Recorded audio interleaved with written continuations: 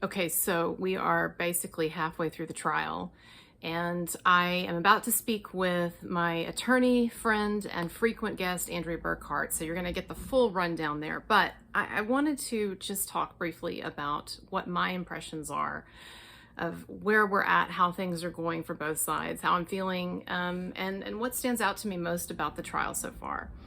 So, one thing that I want to say is that it's really it is a fascinating spectacle, and I have thought that, and along with a lot of you from the beginning.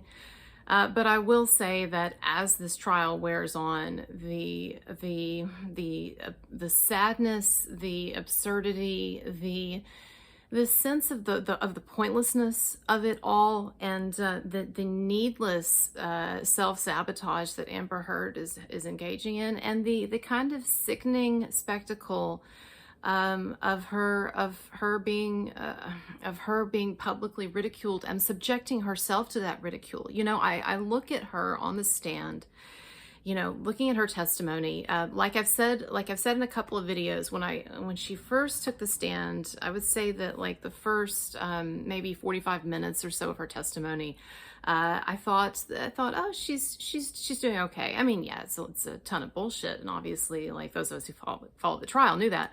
But I was thinking, she's doing better than a lot of people would have expected. But what has happened over the course of her testimony, and we saw it for 2 days, is that she cannot emote in a way that looks right. There's all of this, scrunching without tears. First of all, that's a huge problem. I looked at the Daily Mail. I do look at the Daily Mail online a lot.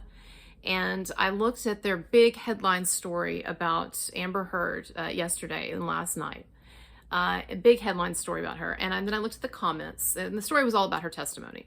And then I looked in the comments, and so many of the comments were saying things like, this is the longest I've ever seen someone cry or dry heave without actually showing tears. And there was comment after comment, where are the tears? Where are the tears? I just saw one tear. I just saw one tear.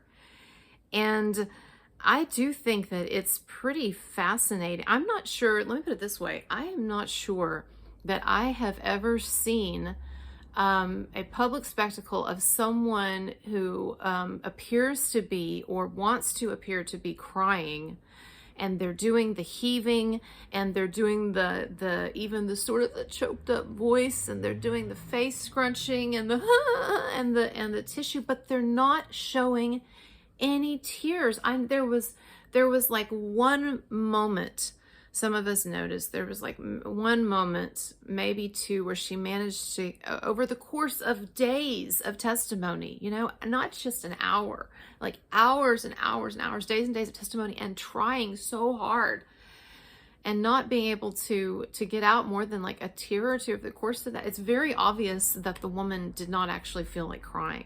But my point is that I have never seen a spectacle where someone pretended to cry that long for that amount of time. And it wasn't like continuous, like the whole thing, but it was a lot. And so my point is that it was really kind of excruciating to watch sorry, hold on. Sorry, I was getting a message. It was really excruciating and kind of sickening, and I don't actually even know the word for it. The Germans, I guess, need to make up a word, because they're so good with the words that we don't have corollaries for in English, like Schadenfreude. Speaking of Amber Heard, right?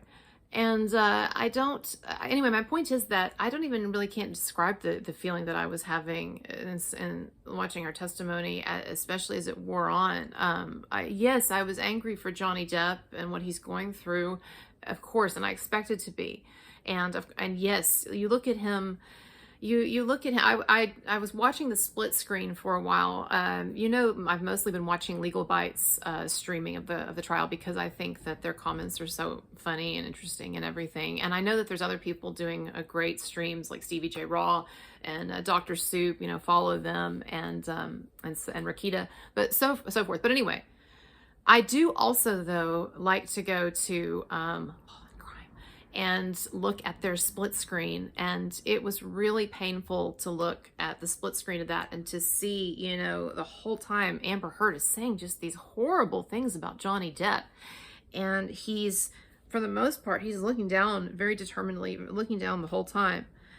There were a few times though when he looked up, and one of them when he looked up, and he wasn't like looking at her in the eyes or whatever, she was testifying, and he just for a moment just kind of looked at her and then kind of looked to the side. But you could see in that moment, it was like this, like I took a screenshot of it and put it somewhere, or I have it, but you could see this this like moment of just like disgust mixed with bewilderment. I think disgust mixed with bewilderment, mixed for me also with a sense of like feeling shame for Amber Heard, like almost embarrassment for her. Disgust, bewilderment, embarrassment, and I'm sure, and then anger, and all of those feelings wrapped into one. And then, and that's what I was feeling. And I thought I saw that on Johnny Depp's face too, but it was excruciating for him, I'm sure. And to listen to her, I've said this in some other videos, but to listen to her bring the kids into it, not once, but multiple times, that was a really, really low blow and unnecessary. It didn't make her case. It didn't prove anything for her. And all that it was designed to do was to get under Johnny Depp's skin, which she knew it would, and which Johnny Depp has said is Amber Heard's MO, that she in particular, she liked to pick on his relationship with his children because she knew that it was very important to him to be a good dad, and that just like every father-child relationship, there were some issues at times. Anyway, so my point is, I thought that Amber's testimony on the whole was just really beyond, it was terrible, and terrible in the sense of just being painful to watch.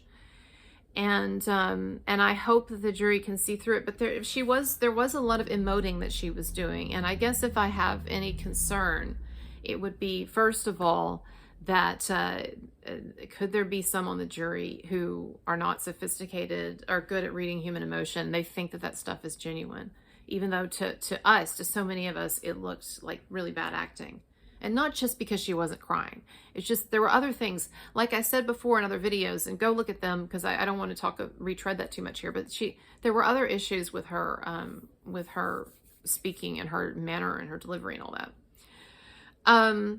Such as there seemed to be almost a kind of a delay between like the expressing of the emotion, or the saying of something, and then the emotion to go along with it or follow it. But anyway, talk about it more in another video. So check out one of my recent videos.